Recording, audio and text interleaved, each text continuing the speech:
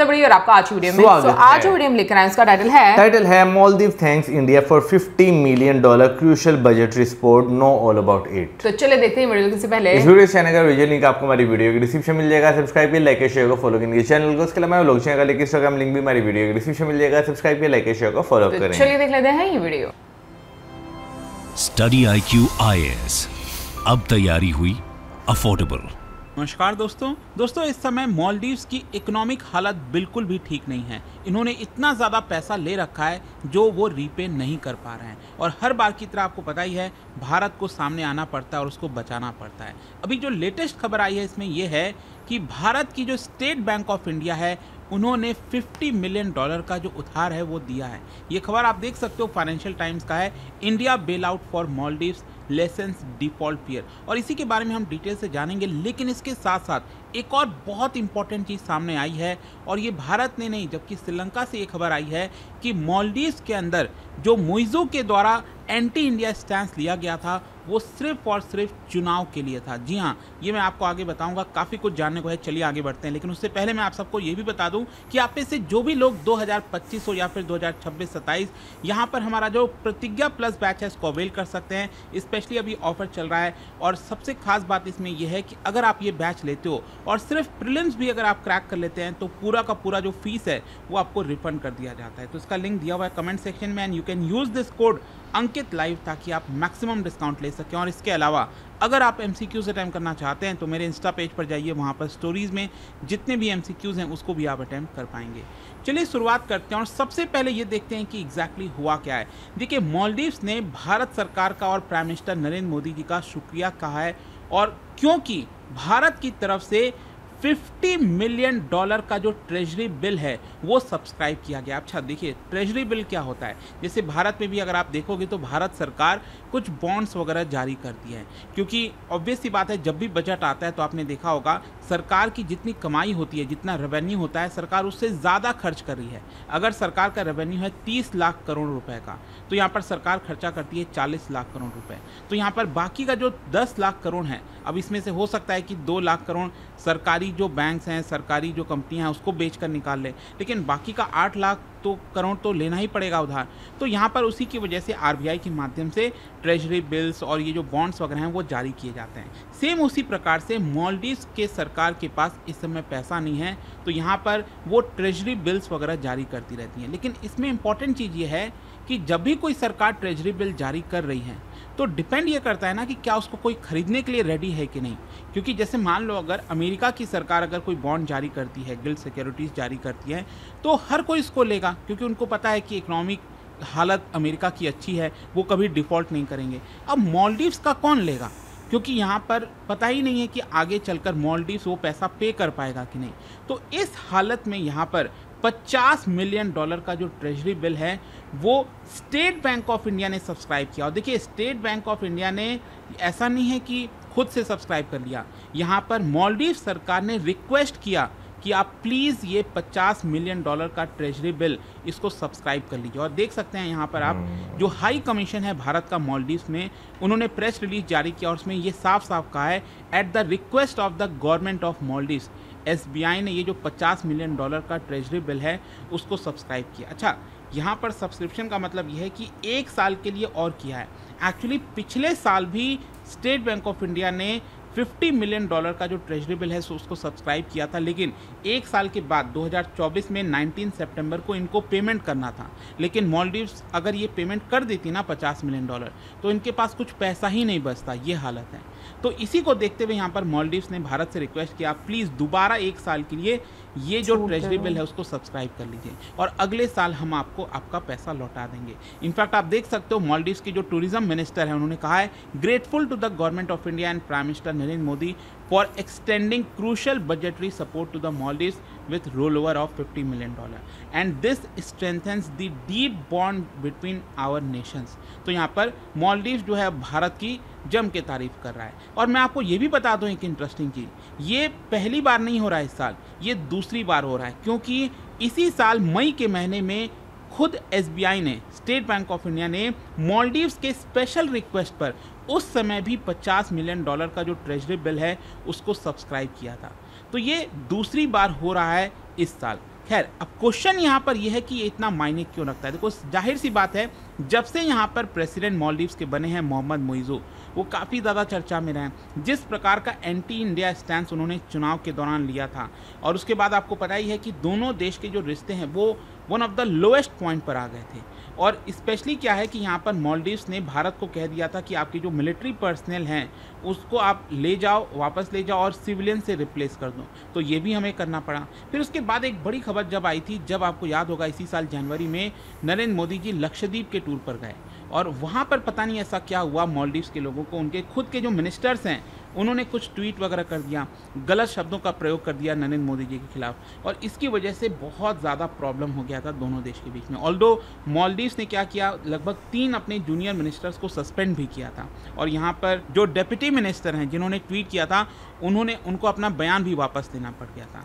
तो बेसिकली मामला ये है कि जब से मुइज़ू आए हैं तब से दोनों देश के रिश्ते काफ़ी ख़राब हो रहे थे, और अक्सर यही होता था कि मालदीव्स में कोई भी नया राष्ट्रपति बनता है तो सबसे पहला दौरा भारत का होता है। वो खुद यहाँ पर चाहते हैं कि वो भारत जाएं, लेकिन मुइज़ू जो है वो सबसे पहले गए टर्की और उसके बाद चाइना। अब क्या हुआ है कि आपको याद होगा, नरेंद्र मोदी जी का ये जो तीसरा टर्म स्टार्ट हुआ था और राष्ट्रपति भवन में वहाँ पर स्वेरिंग इन सेरेमनी चल रहा था, तब नरेंद्र मोदी जी ने यहाँ पर जो पड़ोसी देश हैं उनके हेड्स को बुलाया था, और उस समय मुइज़ू भी आए थे। और तब से लेकर जून के महीने से आप कह सकते हैं कहीं ना कहीं दोनों देश के रिश्तों में काफ़ी ज़्यादा सुधार आया है। बायलैटरल विजिट्स भी अभी होने वाला है, क्योंकि इसी हफ्ते बताया जा रहा है अगले कुछ हफ्तों में यहाँ पर मुइज़ू जो हैं वो वापस भारत आएंगे। खैर, यहाँ पर अब क्वेश्चन ये है कि भारत ने कैसे बचाया जो है मालदीव्स को, और मालदीव्स की इस समय सिचुएशन क्या है। देखो, मैं आपको बता दूं कि यहाँ पर मालदीव्स को लगभग $25 मिलियन का कूपन जो है इस्लामिक सुकूक का वो पे करना है, और इसके लिए इनके पास पैसा नहीं था। कहीं ना कहीं भारत ने ये जो $50 मिलियन दिया है, इसके मदद से ये लोग पे कर पाएंगे। एक्चुअली सुकूक क्या होता है मैं आपको बताता हूँ। जो इस्लामिक कंट्रीज़ होते हैं और वहाँ पर जो इस्लामिक प्रिंसिपल्स फॉलो किए जाते हैं, तो वहाँ पर जनरली क्या है कि आप उधार नहीं देते हो, आप उधार के बदले इंटरेस्ट नहीं लेते हो। हाँ, जो पैसा दिया है, जो क्रेडिटर है, वो क्या करेगा, जो प्रॉफिट आया है वहाँ से उस बिज़नेस से या फिर जो भी पैसे का इस्तेमाल हुआ है, वो यहाँ पर शेयर किया जाता है जितने भी क्रेडिटर्स होते हैं। तो वो पूरा प्रिंसिपल चलता है सुकूक का। और मालदीव्स में अभी तक जितने भी सुकूक पेमेंट है उसको कभी भी स्किप नहीं किया गया, वो डिफ़ॉल्ट नहीं हुआ। तो कहीं ना कहीं ऐसा लग रहा था कि पहली बार ये डिफ़ॉल्ट हो सकता है, लेकिन भारत ने यहाँ पर मालदीव्स को बचा दिया। अब देखिए क्या है ना कि मालदीव्स का अगर आप देखोगे तो वहाँ पर बहुत बड़े बड़े रिजॉर्ट्स हैं, बहुत महंगे महंगे रिजॉर्ट्स हैं। तो अगर वहाँ की सरकार चाहती तो काफ़ी आराम से जीवन व्यतीत कर सकती थी, लेकिन उन्होंने इतना सारा उधार ले लिया ना इंफ्रास्ट्रक्चर बनाने में, कि अब वही कहते हैं ना कि जितना लंबा आपका चादर हो उतना ही पैर पसारना चाहिए, लेकिन वो इस बात को नहीं समझे। और इसीलिए अगर आप देखोगे यहाँ पर जो कोविड-19 का पैंडेमिक आया और रशिया यूक्रेन का कॉन्फ्लिक्ट हुआ, इसकी वजह से मालदीव्स पर बहुत असर हुआ। और मैं आपको बता दूं, जो डेटा प्रोवाइड किया गया वर्ल्ड बैंक के द्वारा, मालदीव्स ने चाइना से $1.37 बिलियन का उधार लिया। आपको पता है, $1.37 बिलियन। जहाँ तक भारत का सवाल है, इट इज़ जस्ट $124 मिलियन। तो भारत बेसिकली जो भी करता है वो एक लिमिट में रहकर चीज़ें करता है। ये ऐसा नहीं करता है कि बहुत सारा उधार दे दिया और उसको प्रेशर में डाल दिया। हमें पता है ना कि मालदीव्स की भी कितनी क्षमता है वो रिपे कर पाने की, और इसीलिए SBI के द्वारा जो मदद की गई है, ऐसा लगता है कि कहीं ना कहीं मालदीव्स इस समय कोशिश कर रहा है कि अपने आप को कैसे जैसे खड़ा रख पाए।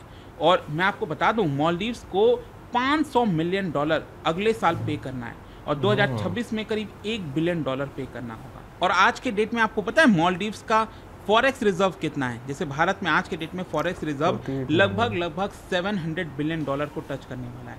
वैसे ही मालदीव्स के अंदर अगर आप देखोगे, इट इज़ जस्ट $48 मिलियन, कुछ भी नहीं है। इससे ज़्यादा तो लगभग $50 मिलियन तो SBI ने उधार दे दिया मालदीव्स को। ठीक है, तो ये एक इम्पॉर्टेंट चीज़ हो जाता है कि इस बुरे सिचुएशन में भी भारत हमेशा आगे आता है मदद करने के लिए। लेकिन क्वेश्चन यहाँ पर यह है कि जब इतना कुछ हो रहा है तो what about that anti India stand जो मुइज़ू ने लिया था। एक्चुअली अभी क्या है कि अभी श्रीलंका में भी एक चुनाव हो रहा है। आज ही 21 सितंबर को श्रीलंका में प्रेसिडेंशियल इलेक्शन है। तो वहाँ पर क्या है कि अभी इसके जस्ट पहले रनिल विक्रमसिंघे, जो इस समय करंट प्रेसिडेंट हैं, उन्होंने पालकी शर्मा से बातचीत की, और उसके दौरान यहाँ पर उनसे पूछा भी गया कि मुइज़ू को लेकर आप क्या सोचते हो, वो क्यों एंटी इंडिया स्टैंस लेते हैं। तो कहीं ना कहीं उन्होंने हिंट किया कि देखिए, इलेक्शन में फ़ायदा लेने के लिए उन्होंने ऐसा स्टैंस लिया। उन्होंने कहा कि मैंने खुद उनसे बातचीत की 2023 में कि कहीं ना कहीं आप जिस तरह के बयान देते हो भारत को लेकर, आपको थोड़ा सा धीरे होना चाहिए, और आज के डेट में वो काफ़ी आपको इम्प्रूवमेंट देखने को मिलेगा।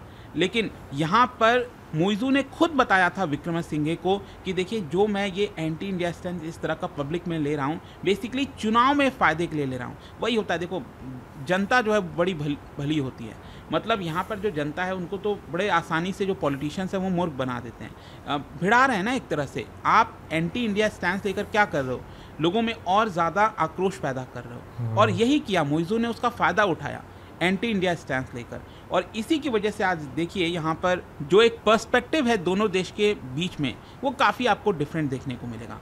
पहले, इसके पहले जो सरकार थी वो काफ़ी क्लोज थी भारत के, तो कोई इशू नहीं था, सब कुछ ठीक था। लेकिन खैर जो भी है, यहाँ पर जब से मोदी जी के स्वेरिंग इन सेरेमनी पर आए हैं, तब से धीरे धीरे चीज़ें इंप्रूव होने लग गई हैं। अब देखते हैं आगे क्या है। बाकी आपका क्या सोचना है इसको लेकर मुझे कमेंट्स में ज़रूर बताइएगा। और जाने से पहले एक बहुत ही इंटरेस्टिंग क्वेश्चन, क्या आपने मैप अच्छे से देखा है? क्या बता सकते हो मालदीव्स के पास जो सबसे क्लोजेस्ट कंट्री है वो कौन सी है इन चारों में से? आपको बताओ। इसका राइट आंसर आप सबको पता है, मेरे इंस्टाग्राम पर तो मिलेगा। हमेशा से जो है ना हम दोनों एक चीज़ कहते आए हैं कि भाई आपको जो है ना अपने नेबर से जो है वो ताल्लुकात जो है वो अच्छे रखने चाहिए। बेशक मालदीव्स को जो है अगर फिजिकली बॉर्डर देखा जाए तो कोई नहीं लगता, लेकिन जो है इंडिया जो है वो बिल्कुल आपको जो है देखने को एक नेबर कंट्री जो है वो मिलता है। तो मेरा ख्याल है कि भाई ऐसे भी सेंटिमेंट्स जो है वो पैदा नहीं करने चाहिए पॉलिटिशियंस को अपने बेनिफिट के लिए, जो आने वाले टाइम में उनके लिए ही नुकसानदेह हों। पर मुझे ऐसा लगता है ना कि यहाँ पर ज़्यादा जो पब्लिक है उसको अवेयर होने की ज़रूरत है, क्योंकि हर दूसरे कंट्री में आपको यही चीज़ नज़र आती है कि आपको कोई ना कोई ऐसा एजेंडा नज़र आएगा जिसमें आप किसी कम्युनिटी के अगेंस्ट या तो चले जाओगे या आप किसी कंट्री के अगेंस्ट चले जाओगे, और आपका यही प्रोपोगेंडा होगा कि भाई वो आपको खा जाएंगे, वो आपको मार जाएंगे, और आपका कोई नहीं है हमारे अलावा, हम ही सिर्फ आपको बचा सकते हैं। और उसके बाद जब सर पे पड़ती है और फिर बाहर ये चीज़ें निकल कर आती हैं, जैसे अभी हम मालदीव्स की ही बात ले लें कि पहले तो उन्होंने बहुत बढ़ चढ़ कर बातें की और मतलब अपनी कैंपेन चलाने की, लेकिन क्या अब लोगों को रियलाइज़ हो रहा है? मेरा ख्याल में इस मुद्दे की बात ये है कि उनकी खुद की जो पब्लिक है जिन्होंने सपोर्ट किया इस गवर्नमेंट को या इनकी पार्टी को, उनका अब क्या स्टांस बनता है? क्योंकि अभी वही मालदीव्स है, वही इंडिया है, जिसके अगेंस्ट वो एक टाइम पर बहुत सारी बातें कर रहा था, और अब उसको क्योंकि ज़रूरत है तो अब वो उसके साथ फ्रेंडशिप भी करना चाहता है, अब उससे फेवर्स भी लेना चाहता है। और अगर कहीं ना कहीं पर देखा जाए तो इंडिया की भी मैं कहूँगी कि ये एक तरह से मजबूरी है कि आप अपने नेबर कंट्रीज़ के साथ जो है वो अच्छा रहना पड़ता है, क्योंकि जो नेबर कंट्रीज़ होते हैं, लाइक अगर हम जैसे अभी मालदीव्स की भी बात करते हैं या श्रीलंका की बात करें, अगर इंडिया हेल्प नहीं करेगा तो डेफिनेटली वो चाइना के डेट ट्रैप में आ जाएंगे। और चाइना के डेट ट्रैप में आने का मतलब यही है कि भाई आप चाइना के इन्फ्लुएंस में आ रहे हो। तो हम लोगों ने ये भी देखा है कि श्रीलंका जब कहीं उसमें आपको देखा कि एक तरह से उनके जब हालात जो है वो ख़राब देखने को मिला है इकोनॉमिकली, जब वो डिफ़ॉल्ट हो गया तब भी इंडिया ने उसकी हेल्प की। फिर उसके बाद मालदीव्स की भी इंडिया ने हेल्प की, ऑल्दो जैसे वीडियो में भी बताया गया कि इनिशियली जब गवर्नमेंट ये देखने को मिली, गवर्नमेंट बनी मालदीव्स की, और उन्होंने जिस तरीके के शब्द जो हैं वो प्राइम मिनिस्टर मोदी जी के अगेंस्ट बोले, जो कि काफ़ी मैं कहूँगी कि डेरोगेटरी थे। और मतलब इंसान को खुद सोचना चाहिए कि भाई आने वाला टाइम जो है वो किस तरह का हो सकता है। और मुझे लगता है कि वो लीडर ही लीडर नहीं है जिसको पता ही ना हो कि भाई हम लोगों के टर्म्स किस कंट्री के साथ हम लोगों ने किस तरह से लेकर चलने हैं। बट मैंने ये चीज़ देखी है पॉलिटिक्स में कि आप कब अपने स्टेटमेंट्स जो हैं वो बदल देते हैं और कब लोगों को अपने मकसद के मुताबिक इस्तेमाल करते हैं।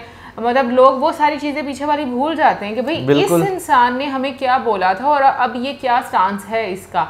वो चीज़ मुझे लगता है कि वो लोगों को रियलाइज़ होना चाहिए और उसी बेस पर लोगों को आने वाले जो लीडर्स हैं वो चूज़ करने चाहिए। और लोगों को ये चीज़ भी रियलाइज़ होनी चाहिए कि आज के टाइम में हम लोगों को ये जो एक दूसरे के अगेंस्ट एक हेट्रेड जो है वो सिखाया जाता है, इस चीज़ को ख़त्म होना चाहिए। यार मैंने ना एक चीज़ देखी है, जब आप पास्ट टोलते हैं ना तो इंसान की हिस्ट्री में बहुत सारी चीज़ें जो है ना वो इस तरह हुई जिससे जो है ना उसे बहुत ज़्यादा सीख जो है वो लेनी चाहिए थी, लेकिन वो जो है ना हमेशा उन चीज़ों को जो है ना भुला के एक नई डायरेक्शन की तरफ जो है वो जाना शुरू हो जाता है। फिर उसके साथ साथ इंडिया की जो गवर्नमेंट है आप देखते हैं कि उसके बजट में जो है जो कंट्रीज़ हैं साउथ एशिया के रीजन में, ठीक है ना, उनके लिए भी एक स्पेसिफिक बजट जो है वो रखा जाता है। जैसे हमने देखा लास्ट ईयर 200 करोड़ जो है वो अफगानिस्तान को दिए गए, बांग्लादेश को पैसे दिए गए, भूटान को, हाँ श्रीलंका और मालदीव को अब जो है जैसे $50 मिलियन जो है वो दिए गए हैं। तो देखा जाए तो आपको ये चीज़ जो है वो देखने को मिलती है और इसमें भी कोई शक नहीं कि अगर इंडिया इस टाइम हेल्प ना करता तो हो सकता है कि जो मालदीव की गवर्नमेंट थी वो या तो चाइना के पास जाती या IMF के पास या वर्ल्ड बैंक के पास, किसी थर्ड पार्टी के पास जो है वो चली जाती। तो मेरा ख्याल है कि इंडिया ने यहाँ पे जो है ना एक बहुत अच्छा मूव जो है वो लिया है, बहुत अच्छा मूव लिया कि उन्होंने जो है ना ऐसे टाइम पे जब उन्होंने रीपेमेंट्स करनी थी उन्होंने जो है वो पैसे दिए ताकि जो है जो मालदीव्स है वो डिफॉल्ट से बच सके। लेकिन एक चीज़ मैं बोलना चाहूँगी कि इंडिया के अराउंड जितने भी उसके नेबर कंट्रीज़ हैं, मतलब मुझे लगता है कि सबसे ज़्यादा दिक्कत इंडिया के लिए ये है कि उसके सारे नेबरिंग कंट्रीज़ जो हैं वो इंडिपेंडेंट नहीं है, वो डिपेंड करते हैं दूसरे कंट्रीज़ पर और उसका बर्डन जो है इवेंचुअली आपको इंडिया पर भी देखने को मिलता है। क्योंकि अगेन वही बात आ जाती है कि अगर वो इंडिया हेल्प नहीं करेगा तो वो चाइना के पास चले जाएंगे या वो IMF के पास या वर्ल्ड बैंक के पास या कोई एक ऐसी थर्ड पार्टी होगी। सो मुझे ये लगता है, और इस रीजन की अगर बात करें तो यहाँ के दो बड़े जाइंट हमें इंडिया और चाइना ही देखने को मिलते हैं। हाँ, मुझे जो है ना साउथ एशियन कंट्रीज में सबसे बड़ी जो एक खामी जो है वो ये नज़र आती है कि हमें यूनिटी जो है वो नहीं है। क्योंकि हम अगर यूरोपियन यूनियन को देखते हैं तो भाई उन्होंने एक चीज़ का जो है ना वो इतने साल उन्होंने लड़ के एक चीज़ हल निकाल लिया कि भाई लड़ने में कुछ नहीं रखा हुआ, हम लड़ेंगे एक दूसरे को बर्बाद करेंगे। तो एक ऐसा यूनियन बनाते हैं मिलकर जिसमें जो है ना फ्री में ट्रेड करेंगे, एक दूसरे को डिफेंस देंगे, एक दूसरे की हेल्प करेंगे और ग्रो करेंगे। और आज यूरोप को देखें, ठीक है ना। एक चीज़ मुझे ये भी लगती है ना मौसम, देखो उसमें जो छोटे देश है ना उनका भी बड़ा रोल है कि उनका क्रेडिबल होना बड़ा ज़रूरी है। यानी कि जो बड़े देश हैं अगर वो ग्रो कर रहे हैं और वो अपनी रिस्पॉन्सिबिलिटी ले रहे हैं, इसका मतलब ये नहीं है कि छोटे देशों को यही होना चाहिए कि भाई हम लोग करप्शन करके हम किसी ना किसी से मांग लेंगे। आपको खुद भी इंडिपेंडेंट होना चाहिए और ये सोचनी चाहिए कि हम तब जो यूनिटी है ना वो ज़्यादा अच्छी लगती है रादर देन ठीक है फिर कभी ज़रूरत पड़ती है ना तो कोई मसला भी नहीं होता। लेकिन हर टाइम जब आपका हाथ मांगने वाला ही होता है ना तो फिर मुझे लगता है बड़े देशों के लिए भी ये प्रॉब्लम होती है। नहीं देखें ना, अभी यूरोपियन कंट्री में छोटे छोटे कंट्रीज भी हैं, ठीक है ना, सारे मिलकर जो है वो चल रहे हैं, वो फलानी चीज़ उससे खरीद के चीज़ें बना रहा है, फलाना उससे चीज़ के मैन्युफैक्चरिंग कर रहा है और आपस में जो है वो चीज़ें जो है वो चल रही हैं। और ऑन दी अदर साइड हम यहाँ पर देखते हैं ना हमारे यहाँ पे पॉलिटिकल इतने मसले मसाइल हैं ना, हम उन्हीं में इतने घिरे हुए हैं ना कि हम जो है ना उन्हीं चीज़ों में उलझे हुए हैं। हम बाहर से पैसा जो है वो उधार पकड़ के जो है अपनी इकॉनमी को मज़ीद जो है वो बर्डनाइज करते जाएंगे। ये नहीं करेंगे कि आपस में ट्रेड करें, अगर हमारे रिसोर्सेज हैं आप हमसे खरीदें, आपके रिसोर्सेज हैं आपसे खरीदें, मैन्युफैक्चर करते हैं पूरी दुनिया में बेचते। जैसे अगर यार आज से क्या नाम लेते हैं कोई 400-500 साल पहले की बात करें तो क्या नाम लेते हैं इस साउथ एशिया के रीजन को पूरा एक जो इंडियन सब कॉन्टिनेंट था इसको सोने चिड़िया कहा जाता था, वर्ल्ड की GDP में 25% कंट्रीब्यूट करता था। तो उस लिहाज से भी अगर देखा जाए ना तो मेरा ख्याल है कि यूनिटी की बहुत ज़्यादा कमी है। हम हिस्ट्री के बारे में पढ़ना तो पसंद करते हैं लेकिन हिस्ट्री को जो है ना हम दोबारा इम्प्लीमेंट नहीं करना चाहते। बट आई थिंक देखो लोगों पे भी बड़ा डिपेंड करता है मौसम। अभी जो लोग हैं ना मैंने देखा है वो मिस यूज करते हैं अपॉर्चुनिटीज को। यानी कि मैं फिर वही बात करूंगी कि आप खुद कितने क्रेडिबल हैं ये बहुत ज़्यादा मैटर करता है और इसमें हर कंट्री का, छोटे बड़े कंट्री का योगदान रहता है कि अगर आपने ट्रेड करना है तो आपने अपने कंट्री की जो पोटेंशियल है, जो स्ट्रेंथ है उसको सामने लेकर आना है। लेकिन जब आपने काम ही नहीं करना तो आप किस तरीके से ट्रेड कर सकोगे? आपने तो ट्रेड पहले से जो आपकी होती थी आपने वो भी बंद करके रख दी अपनी इंडस्ट्रीज। एनीवे गाइज, आपका क्या कहना है इस मुद्दे के बारे में जरूर बताइएगा कमेंट सेक्शन में और इसी साथ हमें ज़्यादा गुड बाय।